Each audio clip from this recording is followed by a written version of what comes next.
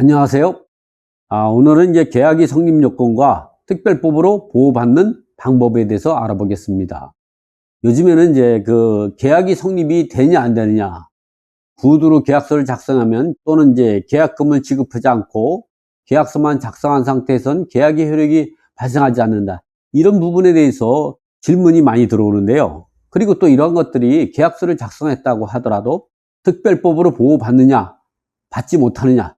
우리가 특별법이라는 것은 주택임대차보호법에 의해서 보호받는 방법이죠. 또 상가 같은 경우는 상가건물 임대차보호법에 의해서 보호를 받는 방법입니다. 이런 것에 대해서 본인이 저서인 주택상가 임대차 계약 상식사전을 가지고 설명해 보도록 하겠습니다.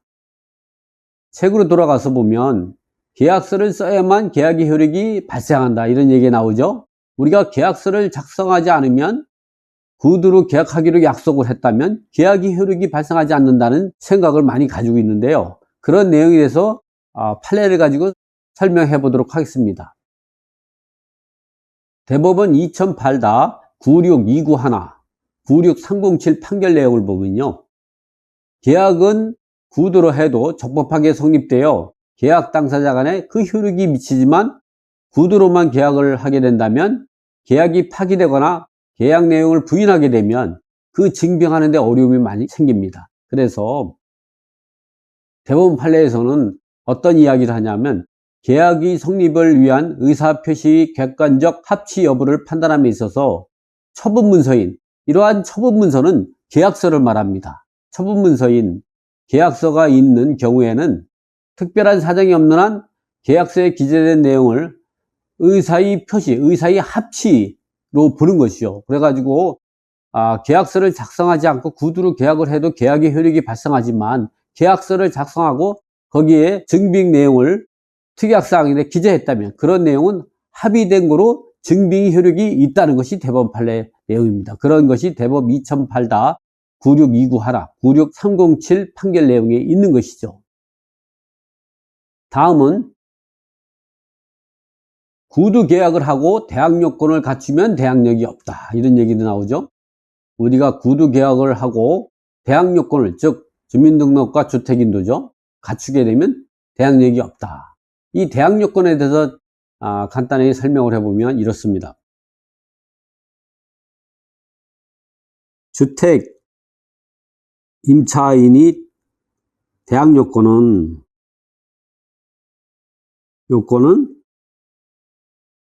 주민등록과 주택인도죠. 우리가 이제 주민등록이라는 것은 전입신고를 말합니다. 이건 전입신고와 같은 거죠. 우리가 전입신고하면 주민등록부에다가 등재하는 걸 말하고, 이 주택인도는 입주, 다른 말로는 거주를 말하는 거죠. 이 두 개는 필요 충분 조건으로 반드시 두 개를 갖추고 있어야만 그 효력이 생깁니다. 예를 들어서 주민등록이 1월 10일 날 됐고 주택인도를 1월 15일 날 갖췄다면 대항력은 두 개를 마지막으로 갖춘 다음날 오전 0시에 대항력이 발생합니다. 그래서 대항력은 1월 16일 오전 0시에 발생하게 되는 것이죠. 상가 임차인이 대항력은요, 대항 요건은 사업자 등록, 그 사업자 등록은 구청 사업자도 있고 세무 사업자인데, 여기서 말하는 사업자 등록은 세무서 사업자 등록만 인정합니다. 사업자 등록과 건물 인도죠. 1월 10일 날 사업자 등록을 갖추고 1월 15일 날 건물 인도받았다면 대항력은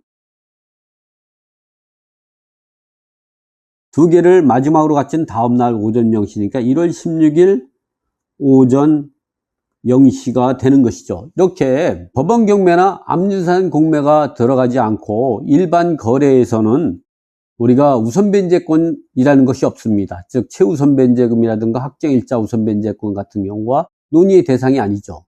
일반 거래에서 예를 들어서 주택이 A에서 대항력이 발생하고 나가지고 1월 17일 날 소유자가 B로 소유권이 변경이 됐다. 이런 경우라고 하면 그 새로운 소유자 B가 종전 A 임대인의지를 승계하게 되는 것이죠. 상가 임차인도 마찬가지입니다. A에서 소유자가 1월 17일 날 B로 소유자가 바뀌었다고 하면 임차인은 대항력이 있어서 B가 종전 임대인의 지위를 승계하게 되는 것이죠. 이렇게 일반 매매로 소유자가 변경이 되거나 상속, 분양, 증여 등으로 소유자가 변경이 되면 대항력만 인정이 되지 우리가 확정일자 우선변제권이라든가 소액임차인 최우선변제는 논의의 대상이 아닙니다. 그러나 이런 것이 압류재산 공매나 법원 경매로 매각될 때에는 이렇게 우리가 또 두 가지로 나눠봐야 되죠. 대항력 있는 임차인, 대항력 없는 임차인으로 나눠봐야 됩니다. 제가 한번 도표를 그려가면서 여러분에게 설명해 보겠습니다. 여기에서 등기부에 가장 먼저 등기되어 있는 채권을 돈 받고 소멸되는 채권이죠. 이러한 채권이 말소기준권리인데 이러한 말소기준권리는 그 이후에 입주한 임차인이라든가 또는 등기부에 등기된 채권은 선순위 채권을 보호하기 위해서 후순위 권리나 채권이 소멸되는 것이죠. 그러나 선순위 권리는 소멸되지 않고 낙찰자가 인수해야 합니다. 그럼 말소기준 권리가 뭐냐? 말소기준 권리가 어떤 것이 있냐면 등기부에 가장 먼저 등기된 근저당, 또 담보가 등기, 가압류, 압류. 이 밖에도 등기부에 가장 먼저 등기된 전세권 등기가 있는데요. 전세권 등기 같은 경우가 말소기준 권리가 되려면 집합건물 전세권으로서 임의경매를 신청했다든가 또는 제3자의 경매나 암산공매 절차에서 배당 요구한 경우가 되죠. 그렇다면 이런 경우도 전세권 등기는 말소기준 권리가 되는 거죠. 이런 것들이 없다면 강제, 경매, 기입 등기가 됩니다. 이런 채권보다 후순위 있는 권리나 또는 채권은 소멸됩니다. 그래서 후순위로 임차인이 말소기준 권리가 5월 20일 날 설정된 근저당이 말소기준 권리가 되고요. 그 이후에 입주한 임차인이 6월 10일 날 전입신고도 하고 확정일자도 받았다. 이럴 때에는 임차인 같은 경우는 대항력 없는 임차인입니다.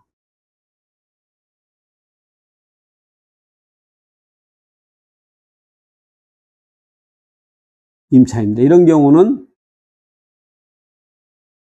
낙찰자가 잔금 납부하면 납부 즉시 대항력이 소멸되죠. 소멸. 그래서 후순 임차인은 낙찰자가 잔금 납부하기 전까지는 대항력이 있다가 낙찰자가 잔금 납부하면 대항력이 소멸되죠. 그러나 이게 대항력 없는 임차인이라고 하더라도 우선 변제권이 있습니다. 우선 변제권은 최우선 변제금하고 확정일자 우선 변제권이 있죠. 즉 소액임차인이 최우선 변제를 받기 위해서는 경매 기입 등기 전에 주택임대차법 제3조 1항에 의한 대항력만 발생하고 현행법상, 현행주택임대차법상 소액임차인이 최우선 변제를 받을 수가 있습니다. 그러나 확정일자가 없다면 확정일자 우선 변제권이 없게 되는 것이죠. 이렇게 말소기준권보다 후순위 임차인 같은 경우는 대항력이 없어서 설령 미배당금이 생기더라도 미배당금은 낙찰자가 인수하지 않습니다. 인수하지 않습니다. 임차인이 손해보게 되고 전 소유자, 즉 채무자 겸 소유자에게 청구할 수 있는 일반 채권으로 남게 되는 것이죠. 그러나 선순위 임차인 있죠. 예를 들어서 3월 20일 날 전입신고하고 확정일자를 받은 임차인이 있다. 그러면 이런 사람은 말소기준 권리에 대항할 수 있는 선순위 임차인입니다. 이러한 경우 이 선순위 임차인 같은 경우는 두 가지를 선택할 수 있습니다. 첫 번째는 대항력을 주장할 수가 있죠. 대항력을 주장을 하게 되면 기존 임대차 기간을 동안 낙찰자가 임대인의 지위를 승계하게 되는 거죠. 승계하게 되는 거죠. 그러나 이러한 선순위 임차인이 계약력을 스스로 포기하고 배당 요구 종기까지 계약 해지 의사를 밝히면서 배당 요구했다. 그러면 후순위 임차인 같은 경우는 작은 납부 즉시 계약력이 소멸되지만 선순위 임차인은 배당 기일까지 계약력이 유지되다가 전액 배당 받으면 배당 시점으로 계약력이 소멸되고 미배당금이 생길 때에는 미배당금을 낙찰자가 지급할 때에 동시행간 경우로 계약력이 소멸되게 되죠. 그래서 이런 경우는 우선 변제권을 주장하게 되면 전액 배당 받게 되면 배당 시점으로 계약력이 소멸되고 소멸. 미배당금은 낙찰자가 지급 시 계약력이 소멸되게 되는 것이죠. 자, 이런 것들을 우리가 알고 대처를 해야 됩니다. 다음은 계약이 효력이 어떻게 성립되고 그리고 특별법으로 보호받기 위해서는 어떠한 요건을 갖춰야 되는가에 대해서 알아보도록 하겠습니다. 우리가 계약이 효력이 발생하려면 계약서를 써야만 된다고 하는데 계약서를 쓰지 않고 구두로 계약해도 계약의 효력이 발생합니다. 그러나 우리가 계약이 효력이 발생한다고 해서 그 계약이 효력이 반드시 주택임대차보호법상 보호 대상이 되느냐 또는 상가로서 상가건물 임대차보호법상 보호 대상이 되느냐가 좀 다른 차원입니다. 그래서 우리가 계약이 효력이 발생하지만 특별법으로 보호받지 못하는 임차인이 있을 수가 있습니다. 또는 계약이 효력이 발생하지만 특별법으로 보호받는 임차인이 될 수도 있죠. 두 가지를 나눠보겠습니다. 먼저 계약의 효력이 발생하지만 특별법으로 보호받지 못하는 사례에 대해서 알아보도록 하겠습니다.